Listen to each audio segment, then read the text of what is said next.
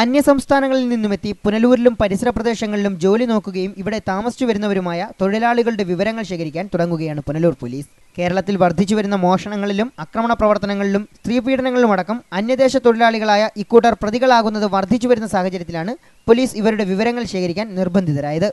അസമിൽ ബാങ്ക് മാനേജരെ കൊലപ്പെടുത്തിയ കേസിലെ പ്രതിയെ പുനലൂരിൽ നിന്നുമാണ് പോലീസ് അറസ്റ്റ് ചെയ്തത്. വിളക്കുവട്ടത്ത് പ്രായപൂർത്തിയാകാത്ത പെൺകുട്ടിയെ തട്ടിക്കൊണ്ടുപോയ അന്യസംസ്ഥാന തൊഴിലാളിയെ തൃശൂരിൽ നിന്നും പുനലൂർ പോലീസ് കസ്റ്റഡിയിലെടുത്ത സംഭവം ഏതാനും നാളുകൾക്ക് മുമ്പാണ് നടന്നത്. ഇവരുടെ രൂപസാദൃശ്യം ഇവരെ തിരിച്ചറിയാനും ഏറെ പ്രയാസകരമാണ്. ജോലിക്കായി എത്തുന്നവർ പരിധിയിലെ അതത് പോലീസ് സ്റ്റേഷനുകളിൽ റിപ്പോർട്ട് ചെയ്യണമെന്ന് നേരത്തെ പോലീസ് സ്റ്റേഷനുകളിൽ നിന്നും വിവരം അറിയിച്ചിരുന്നെങ്കിലും ഇത് ഫലവത്തായിരുന്നില്ല.